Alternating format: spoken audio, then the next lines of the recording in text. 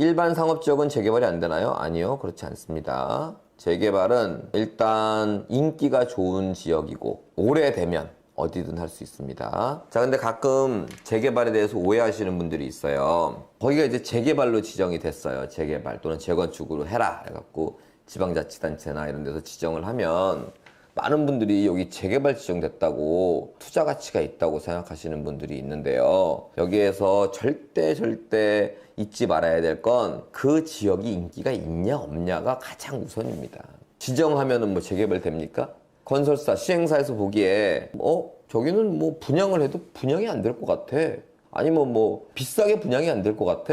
그럼 거기 손 안 됩니다. 아무리 지정을 해봤자. 그렇기 때문에 지금은 노후하고 오래되고 그런 아파트나 그런 단독주택이 모여 있지만 저게 건물을 빌딩을 짓거나 아파트를 지면 굉장히 인기가 있을 지역이다 라고 하니까 P라는 게 붙는 거죠. 그래서 분양권이라는 게 현금 보상 받는 거나 분양권 받는 거나 사실은 큰 차이가 없는데 인기 지역의 이 분양권이 P 때문에 분양받기도 어렵고 받으면 프리미엄도 붙기 때문에 좋은 거지 재개발 재건축이 된다 그래서 다 좋다 이렇게 이해하시면 안 됩니다. 하나 더 덧붙이자면 그렇게 좋은 지역은 재개발이 무산됐습니다 라고 해도 투자하셔도 아무 문제 없어요. 그게 말이 재개발 재건축이지 무슨 형태로든 개발이 됩니다. 제가 아직도 부동산에 대해서 모르는 게 여러분 여기 구룡마을이라고 아십니까? 구룡마을 1988년 서울올림픽 때 우리 대한민국 특히 서울에서 달동네를 다 철거하다시피 했어요. 다는 아니고 많이. 그 달동네에 있는 사람들이 구룡마을에 와갖고 무허가 집을 짓고 이렇게 살았습니다. 네, 개포동 판자촌. 거기에 경매가 나왔어요. 경매가 나왔는데 너무 싸고 너무 좋아요. 그런데 어떻게 내쫓을까? 법으로는 내쫓을 수 있을지 모르겠으나 엄두가 안 나더라고요. 그래서 그런 거 있죠. 막 수익이나 이런 거는 분명히 해야 되는데 이걸 내가 꼭 그렇게까지 해서 돈을 버나라는 이쪽에서 줄다리기를 막 하는 거예요. 그래서 그냥 이쪽 손을 놨습니다. 뭐 수익 나는 건 많은데 뭐 내가 굳이 저기까지 이렇게 손을 놨어요. 놨는데 이번에 서울시에서 개발하겠다는 거 아니겠습니까? 물론 개발에 대한 계획은 과거에 몇 번 있었으나 이번에 또 본격적으로 개발을 한답니다. 안 할 수가 없는 땅이거든요. 그러면 거기에 대한 뭐 이주민들의 뭐 보상이니 뭐니 그거는 토지주가 신경 쓸 부분이 아니잖아. 내가 아직도 배울 게 많다는 건 어떤 경험이나 지혜나 이런 것들이 아직도 더 위가 있다는 얘기예요. 그걸 내가 왜 괜히 줄다리기를 하고 있었을까? 그냥 사놓고 갖고 있으면 서울에서 알아서 해줄 텐데 이런 생각이 갑자기 들더라고요. 좀 배가 아파서 인기가 좋은 부동산들은 너무 눈앞의 것만 보지 마시고 좀 길게 보시면 자연스럽게 답이 나오는 경우들이 많으니까 인기 있는 지역은 하시기 바랍니다. 대망리 유튜브를 보면 지분을 많이 낙찰 받으시는데 보통 다른 지분권자와 잘 협상이 안 돼서 마무리되는데 혹시 최악의 경우로 다시 경매까지 가서 현물로 나오는 경우가 많은가 싶어서 여쭤봅니다. 무슨 얘기냐면 내가 지분을 받았는데 협상이 안 돼서 경매까지 나오는 경우가 많냐, 옛날 얘기를 한번 해드릴게요. 옛날에 아파트를 지분을 받았어요. 받으면 경험이 이제 아주 많은 때는 아니었지만 그래도 경험이 있다 보니까 뭐 사라거나 팔아라 이런 얘기는 안 하고 뭐 예를 들면 10억짜리 아파트니까 우리 10억에 팔아서 반반씩 나눠 가집시다. 반반씩 서로 모르는 사람끼리 갖고 있는 것도 뭐하고 이런 얘기를 하는데 상대가 야 너는 좀 적게 가져야 되는 거 아니냐? 넌 2억에 샀잖아 그거.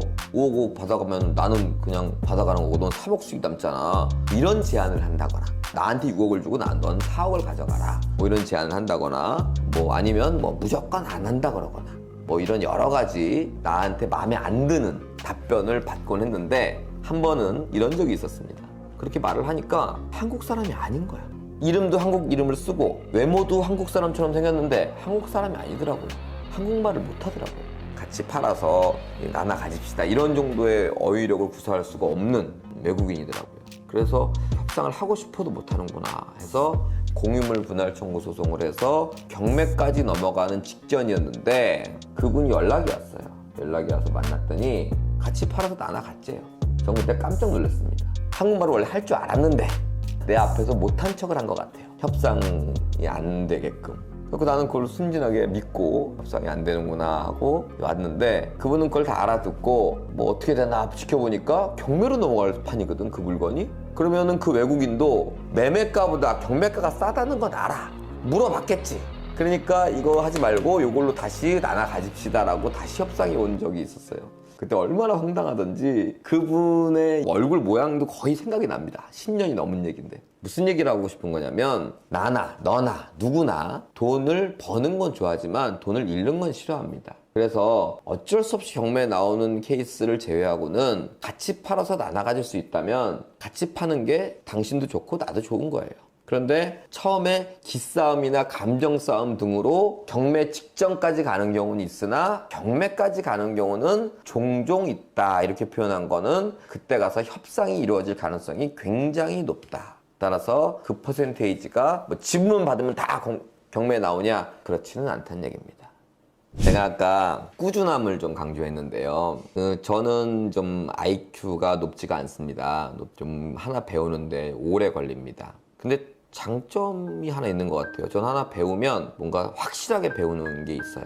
남들 1년면 배울 거를 3년이 걸리고 그게 단점이고, 그리고 3년 배우고 나면 1년 배운 사람하고 보다 조금 더 확실하다, 이런 제 장단점을 말씀드렸습니다. 그런데 여러분들, 저처럼 이렇게 적성에 좀 덜 맞고 IQ도 낮은 사람도 꾸준히 하면 된다는 얘기는요, 오늘 2023년보다 2024년에 아무래도 아예 성장을 안 하진 않을 거예요. 요만큼이든 이만큼이든 사람에 따라 다르지만 꾸준히만 하면 조금씩 성장을 할 겁니다. 잘난 사람은 급성장할 거고 저같이 못난 사람은 저성장할 거예요.